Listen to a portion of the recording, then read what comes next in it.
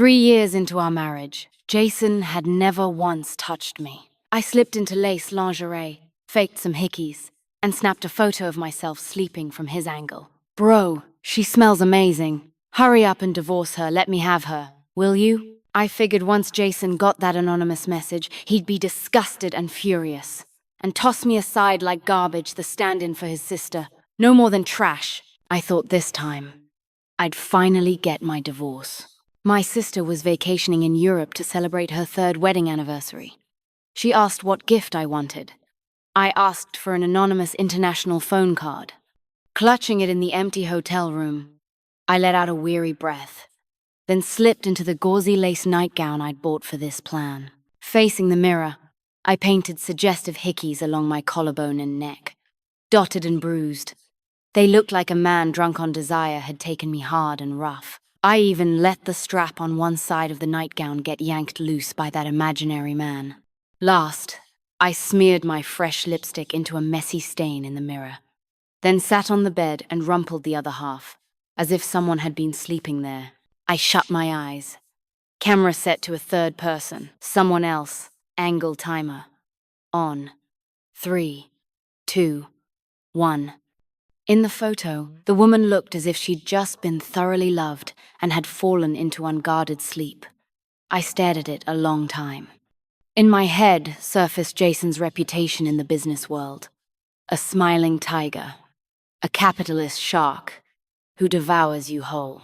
What I knew best, though, was that forever cold, merciless face. Beautiful, yes, but any feeling he had was reserved for my sister. I braced for the worst.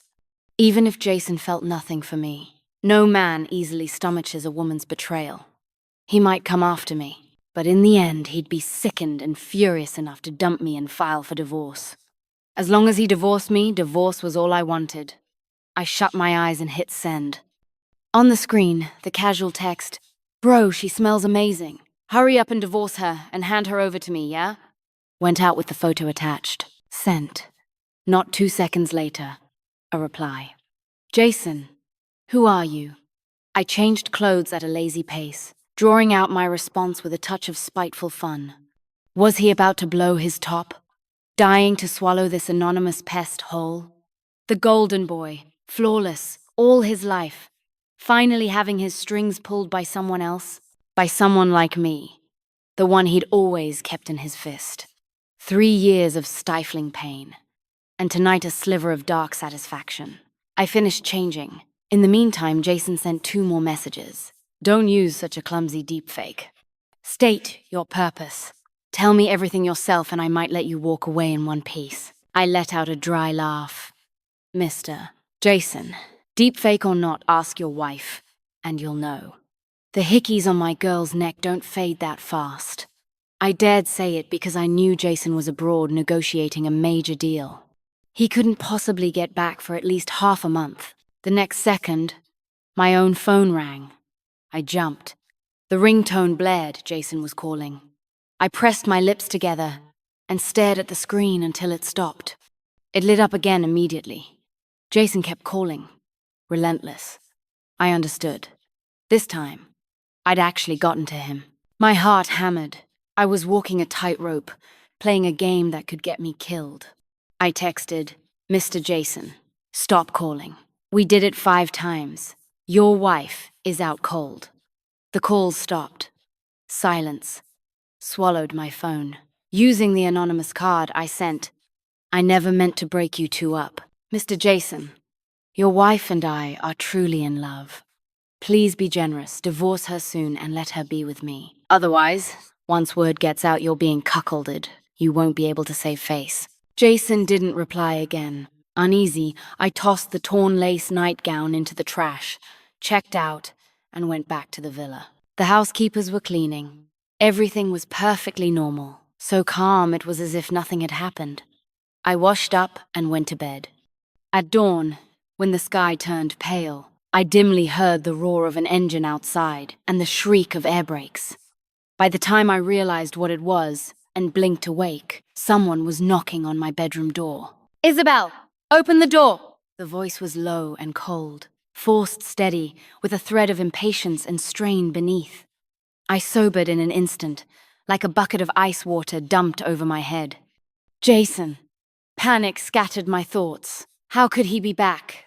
To him, I was nothing but a disposable stand-in. The knocking came again 3 taps, tight with control.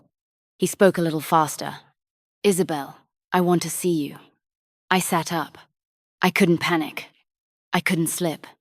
I took a long breath and, feigning drowsy composure, said, Mr. Jason, I need to use the bathroom and take a shower. Please wait.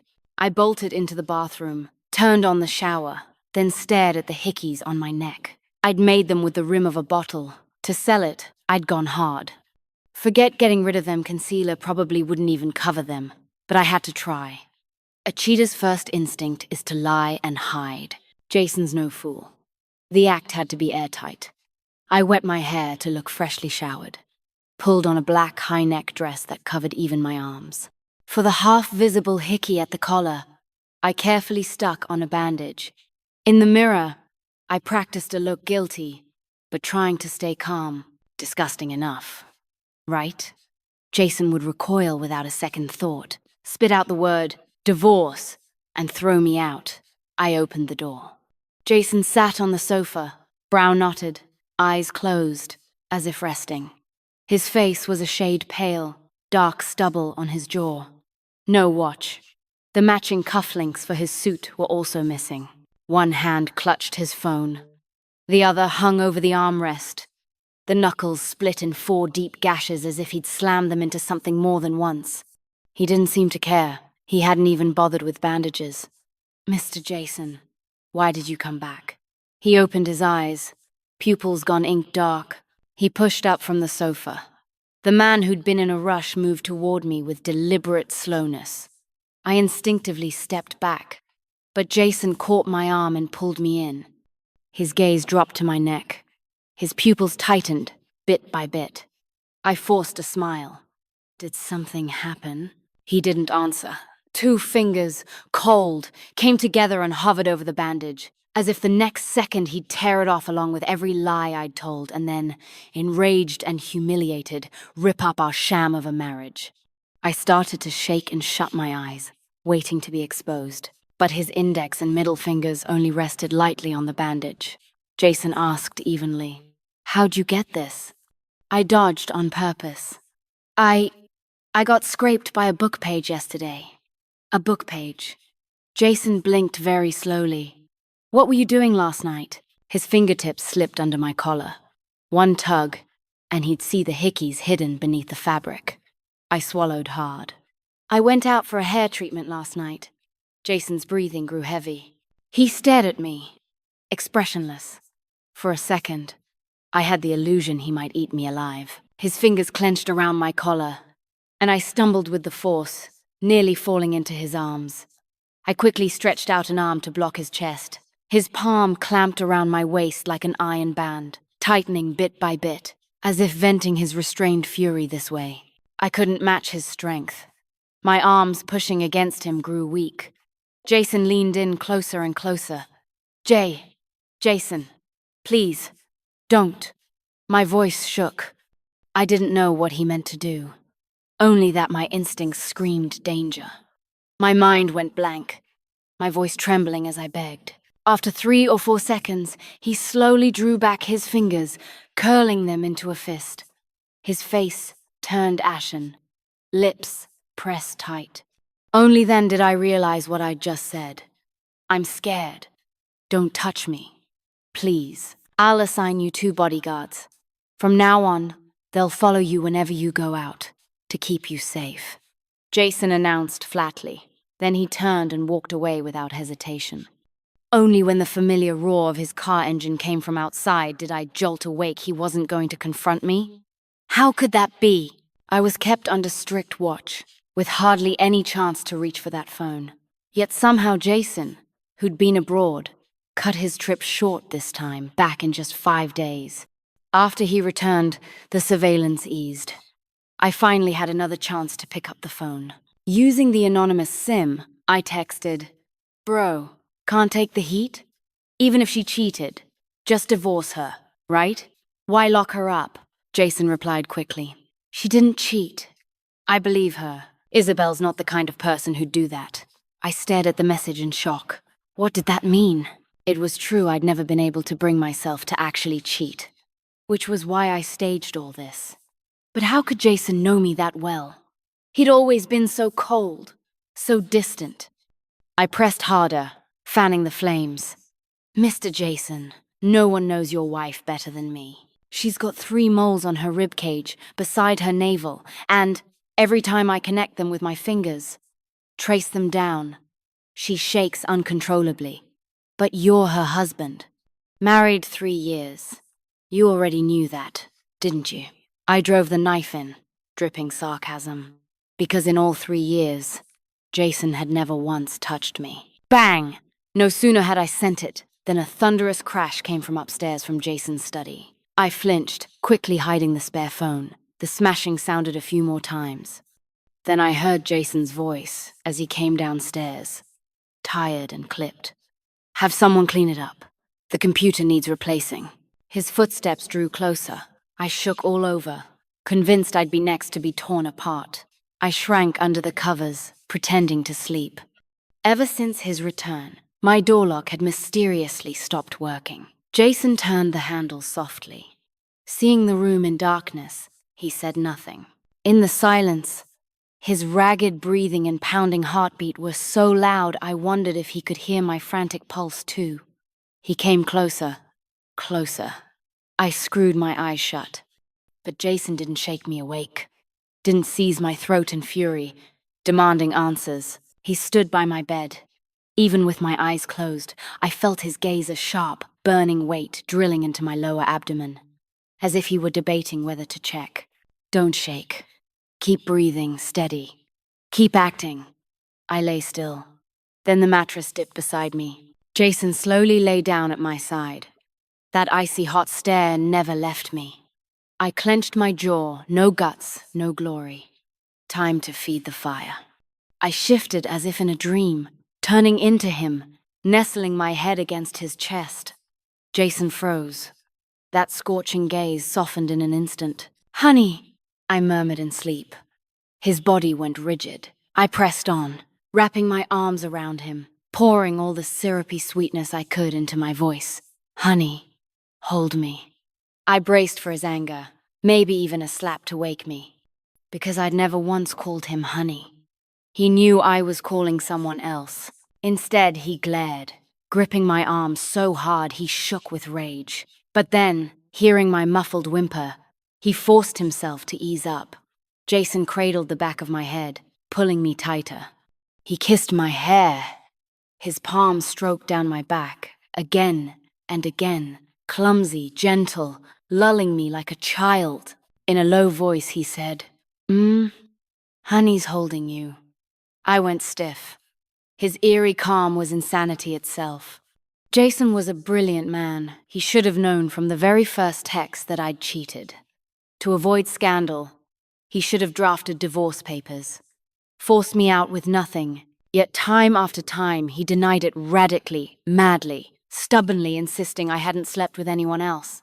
Now he was even hijacking the pet names I'd meant for another, twisting them into his own. What was he doing?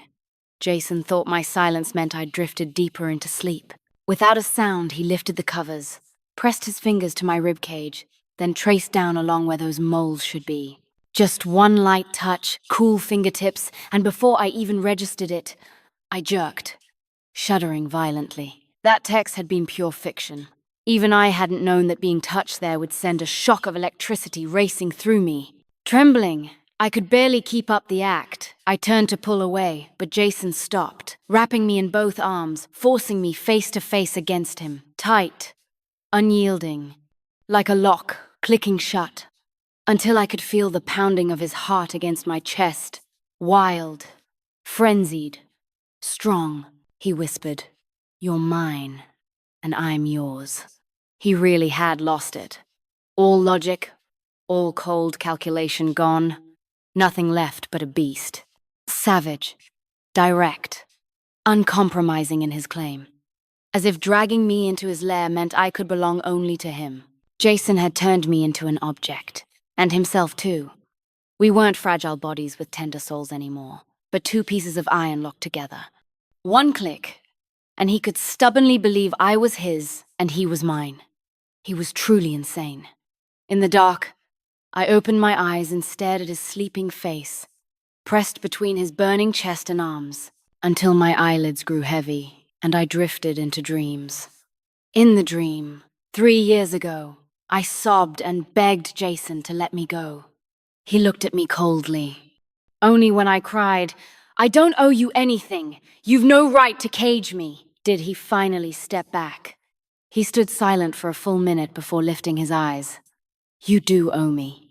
Your sister ran off and ruined our engagement, so you'll spend the rest of your life repaying me. I'll never let you go." Back then I collapsed to the floor, touching the face that so resembled my sister's, and finally understood he'd never let me go because he saw me as her stand-in. 3 years of that, suffocating and miserable. When I opened my eyes, Jason was gone. The bed beside me was smooth and clean, as if no one had ever been there. Jason's reply came in. "Do you have any other photos or videos of her?" I shot back. "Buddy, I play around, but I'm not sleazy. I don't take nudes." "Is that how you conned her with that slick tongue?" "She's so young, you animal." I stared at the insult, baffled. We're genuinely in love. And I'm not that young. I'm 23, about to finish my master's. "Jason, leave her. Just tell me how much you want." I fumed. "I said we're in love. You leave her, I'll name a price. How about it?" "You're not worthy of her love." I hated that line. Even the male version of me is pretty damn impressive, thanks. I doubled down, saved a web pic of washboard abs and another shot of a different part, risking a sty, as the saying goes, and sent both to Jason. "I'm packing serious equipment. Relax, your wife's very well taken care of." This time, there was no smashing sound. A beat later, from the living room, Jason let out a cold, contemptuous chuckle. "Not big? I've never seen one in person. But in the photo it looked plenty big, so what was he laughing at?" A new message from Jason flashed. "On the 27th last month, did you or someone for you go to Barcelona and buy a phone card? Did you really think an anonymous sim means I can't find you? I'll track every lead, layer by layer, like peeling your skin. You'd better have gone to Barcelona yourself. Otherwise, if someone bought it and mailed it back, that package has an address. When you sleep, you'd better keep your eyes open, bro." Those last 2 words were pure, vicious mockery. I shot back. "Of course I'll sleep with my eyes open so I can look at your wife more." Crash! Out in the hall, Jason smashed another cup. "She's just fooling around with you." I ground my teeth. "Really? Then watch how she's been changing lately." I powered down the phone. Cool head on. Changes. What changes does someone show after finding a side piece? I started working out. Every morning I did 40 minutes of weights and 15 of cardio. In under 2 days, the butler came. Awkward. The gym was broken. I said, "Fine. I'll use whatever still works." He said nothing works. Even the gym door lock was broken. Couldn't open it. I huffed and laid out a yoga mat in the living room. For some reason, Jason had been working from home lately. Parked on the sofa, eyes glued to his laptop, he asked out of nowhere, "Why the workouts?" "Talk about perfect setup." I looked away. I'm not skinny enough. On TV, the fitness influencer bent, fingertips to toes, stretching. I copied along. Jason swallowed. His voice came rough. "You're skinny enough." Panting, I said. "I want abs. Looks better." Jason shot back fast. "Who told you that?" I froze, strangely unsure whether to pierce the veil right then. This was exactly the outcome I'd been angling for, and yet instinctively, like I'd actually cheated, I wanted to hide it hard. I told myself, maybe it was because the vibe right now was good. So good it didn't feel like us. Jason and I were always rushed, always distant. He busy working, me busy enduring his work. We'd never sat like this before, each doing our own thing, trading a line now and then like a real couple. While I was lost in that thought, Jason let it go in a soft, quick murmur. Forget it. Never mind. He actually let the chance to pry slip away. For a moment I felt something eerie, like we were tacitly protecting a fragile, paper-twisted red thread around our wrists. But minutes later, when I went to the bedroom to change, I saw a new message from Jason. Calm as ever on the couch. At some point, while my back was turned, he jabbed out a text to the anonymous number. Animal, I want you dead. The TV broke too. Every channel worked except the fitness videos. The butler, apologetic, informed me. At 8 every morning, the whole house now had to be vacuumed. I couldn't work out in the living room. I drew a long breath and switched to baking. The butler asked why. I smiled. It's nice watching someone eat what you made yourself. Jason stood at the top of the stairs, face like stone, his head tracking me as I moved between island and kitchen. The burnt cookies, I ate myself. I gave the curious butler 2 good ones. The rest I bagged up, tied with bows. Home baking should be proof enough. I've got someone on the side and that I'm serious about him. I went to the bedroom to change. Mr. Jason, I've got a lab meeting, need to step out. Jason leaned against the island, expressionless, staring at the empty baking sheet. He looked up. Was he about to blow? Announce a divorce? My heart lodged in my throat. Instead, he just arched a brow and even gave a wicked hooligan smirk. Sure, go. Then he left. I walked over and froze. The bag of cookies I'd left on the table was gone. Even the burnt leftovers gone. Jason! I could have brought those to my advisor and lab mates. He tossed them all? I went limp with fury, and behind his back, fired off texts. Your wife says you've been raging at home lately. She's terrified. She misses me every night and cries. Mr. Jason, why haven't you filed for divorce? What's the point of this drag-out mess? Is winning or losing really that important?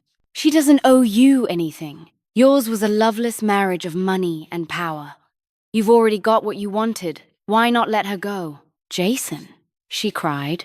I stared at the message, not even sure how to answer. That's the point to you? The point is the divorce. A second text came. Do you also live in Ning An district? Cold sweat broke out. How had he traced that? Before I could deny it, Jason sent, I'm close to finding you, you gutter-crawling cur. I snapped the phone off, drenched in sweat. My time was running out. I had to take a real swing, no more scratching around the edges. My hands shook as I slid the divorce papers I'd drafted into my bag. Then I pulled on the shortest skirt I owned, slipped into heels, did my makeup, sprayed perfume, and opened the door. I'm going out. Jason sat silent, staring at me. It felt like the first time in days we'd truly looked at each other, long and hard. The light in the living room cast a shadow across his cheekbones. He looked thinner, bloodshot eyes rimmed with red. Like a candle held too close to the flame, both exhausted and feverishly alert, pale yet dazzling. How long had he been sitting there? Where are you going? He asked lightly. A friend's place. Which friend? His gaze fell to my too short skirt, growing darker still. You don't know them.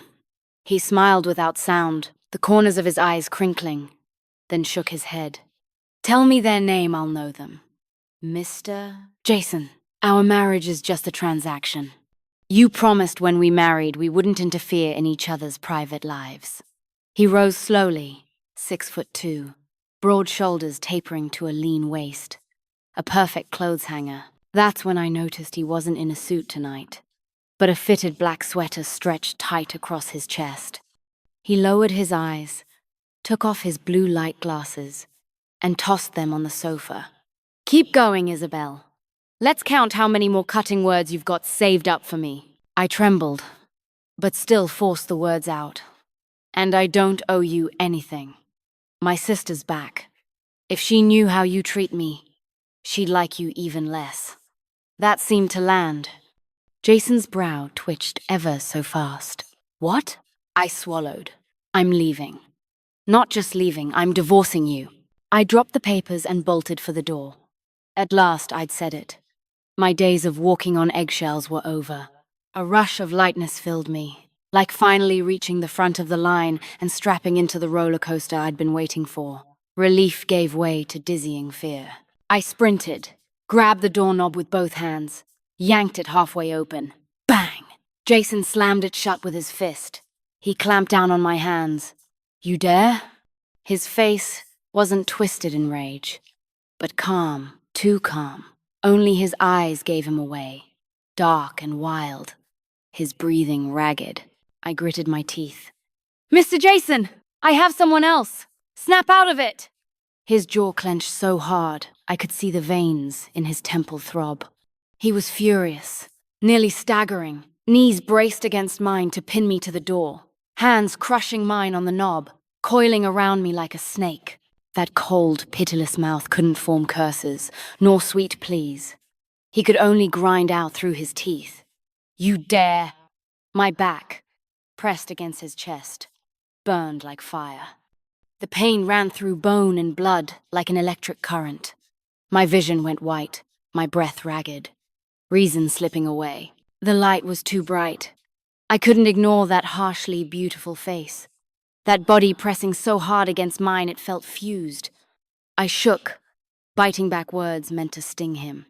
Instead, my voice betrayed me, weak, like a sob.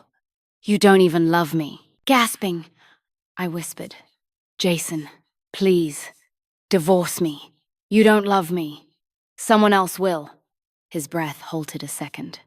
His whole body went rigid, jaw locked tight as if to speak, but choking on the words. Then, little by little, he steadied, one palm braced on the door. As he stood tall again, I reached for the knob, but he scooped me up. "What are you doing?" I kicked and struggled. Jason's face was blank as he carried me, letting me thrash, crushing his mouth to mine. His foot came down hard on the divorce papers. "Divorce? Over my dead body?" I cried with rage. "Why do you get to treat me like this? Why can't you be reasonable?" He carried me to the bed. "Because we're married. For life, we're bound together." I spat back. "I love him. I slept with him." The last veil ripped, yet the explosion I expected never came. Jason calmly stripped off his clothes. His lips were raw from my biting, his face pale, striking, almost too beautiful. Every line of muscle, flawless, more perfect than the photo I'd sent him. He looked down at me. "So what?" I froze. "What?" Jason's tone was flat. "You're young, curious about sex. Fooling around is normal." My mind reeled.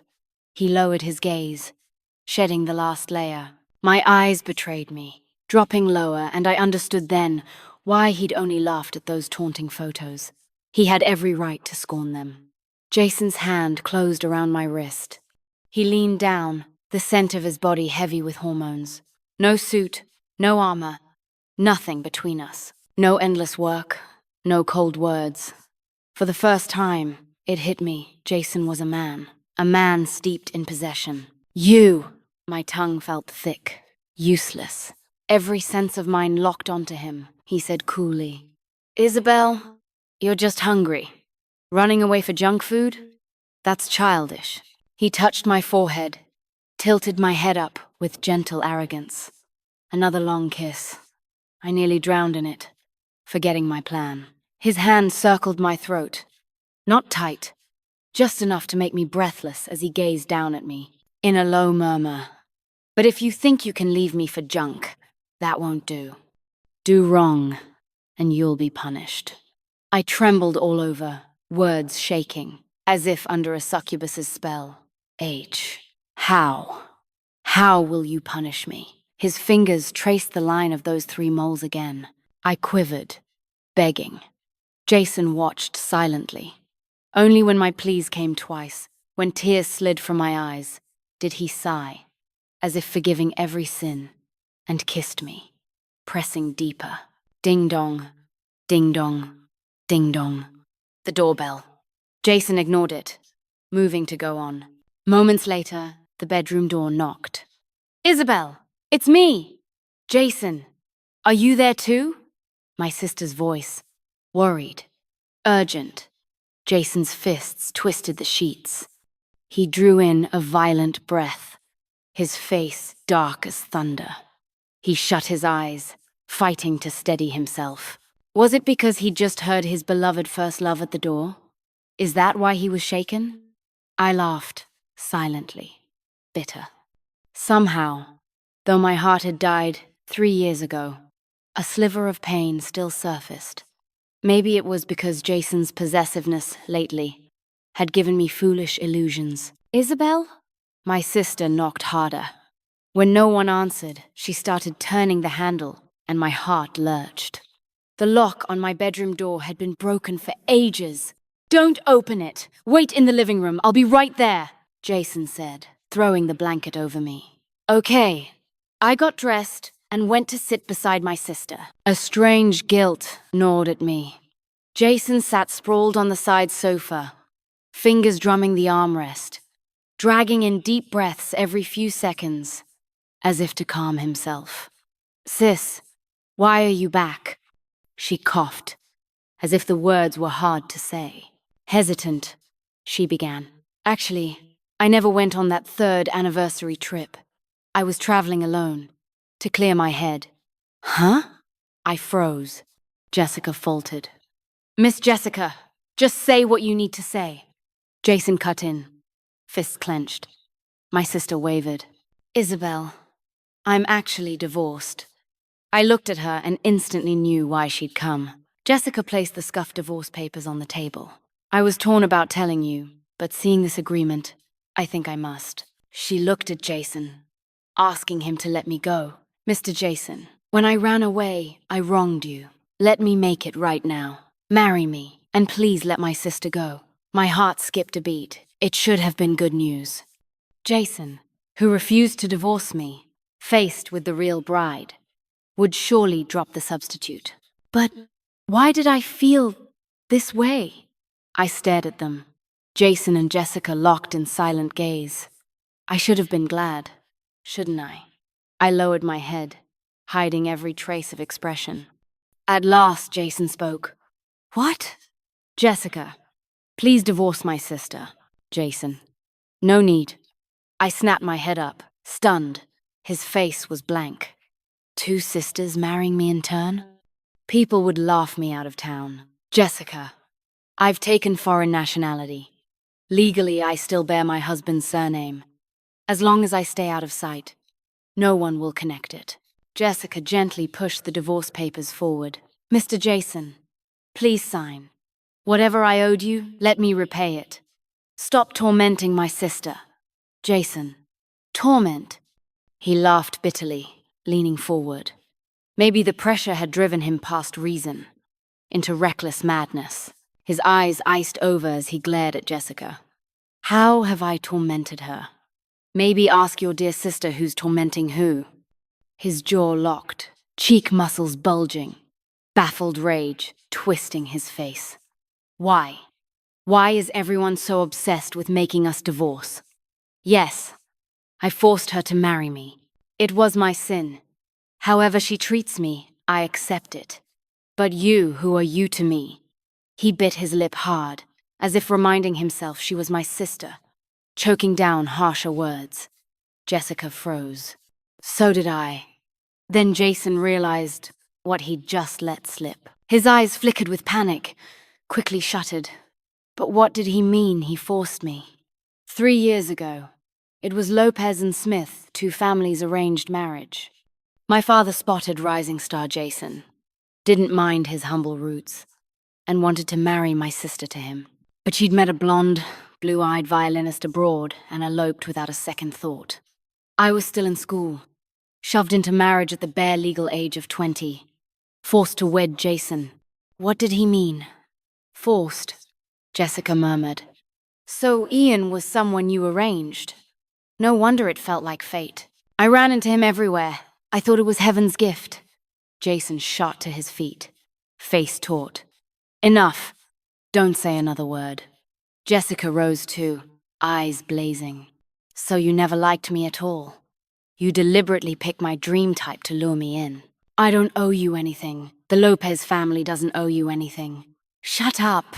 Jason's voice shook, harsh but hollow, failing to drown out Jessica's calm, merciless tone. And my sister owes you even less. Jason's chest heaved, like he'd taken a blow, like a snail torn from its shell, left to wither under the sun, pale, gasping. You're right. My sister doesn't owe you.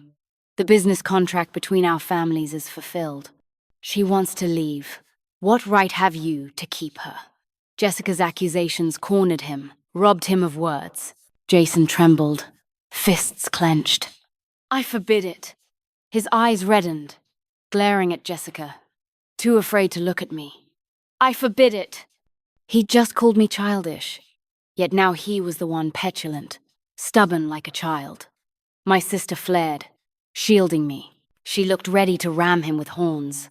You think money means the whole world revolves around you? My sister's a living person, not your caged possession. Jason, you want schemes, power plays, take them to your company. What gives you the right to bully a college student? His lips parted, pale. I almost said he didn't bully me. He just ignored me, never touched me, never loved me. And that hurt enough. Jessica's fury grew. Look at the life she leads. The bedroom door's been broken forever. You're rich, yet you never fixed it. You stepped on her divorce papers. Have you ever treated her like your wife? Ever been kind to her? Isabel's pitiful. She even needed me to buy her a phone card. Instantly, sweat broke across my back, hair standing on end. My mind shrieked 2 words. It's over. Jason's fragile expression froze. His pupils contracted. He looked up. What did you say? I yanked at Jessica's arm, desperate. Please, please, please, don't say it, sis. Jessica frowned at me, then glared like I was a cowardly child. What? Now Jason's going to pretend to care? My little sister. People say she's living the dream as a rich wife. But when I asked her in Barcelona what she wanted, all she asked for was a phone card. Just that. As if afraid to want more. Not like that! My body shook, unable to look at Jason. The silence thickened, unbearable. At last, Jessica sensed something wrong. What? What about the phone card? Jason laughed, short, sharp. Nothing. His voice dropped lower. I felt his burning gaze pin me, piercing, itching, searing. He said softly, It's all my fault. Sister, I'm sorry. Suddenly, his fury vanished. He was all good temper, even calling her sister in deference to my rank, bowing his head to apologize. Don't act like that, it's too fake. Even Jessica faltered. Jason, yes, it's all my fault. But sister, there are things between husband and wife we need to settle. Please give us some space. Half coaxing, half forceful. He ushered Jessica out. The moment the door shut, I felt my death sentence fall. The click of the lock was like a starting gun. I bolted upstairs, desperate to hide in his room, I swear. At first, all I thought was that his room could be locked from inside. I didn't even think about the fact there was also a bed in there. But Jason was faster.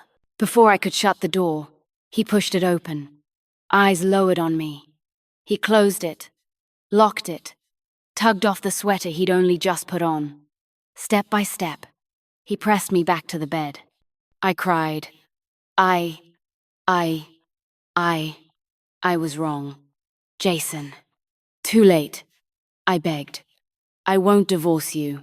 After what just happened, anyone would have realized he didn't see me as a substitute anymore. Maybe he even liked me. I thought maybe I could wait and see before deciding about divorce. Jason nodded. Don't even think about it. He pushed me down on the bed, eyes locked on mine, kissing my neck like a cornered beast lashing out. Hickeys, huh? Calling me bro? Saying I should hand my wife over to you, huh? You've got guts, bro. His kisses burned with jealousy, finally breaking loose, so heavy it turned to wounded pride. But since he was never one for words, any feeling that slipped out, He fought to rein in with force. He kept kissing, like he was draining strength from me. At last, I heard him murmur, "It's not that I don't love you. I was just afraid that if I said it, you'd say you don't love me back." Jason clutched me tight.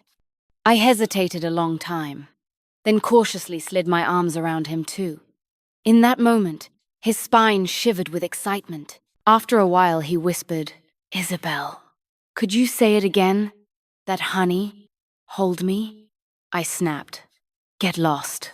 Jason, of course, didn't leave. Instead, he pressed closer, closer, unbearably close. And this time, no doorbell interrupted. The very spots where I'd once faked hickeys, he now covered with real ones. That's when I realized he'd been seething with jealousy all along, replaying that photo over and over until it burned into his brain. The curtains fluttered with the breeze. The sun set and rose again. In the morning light, I groggily lifted my eyes. On the corner of his desk, hidden away, was the very bag of cookies I thought I'd lost.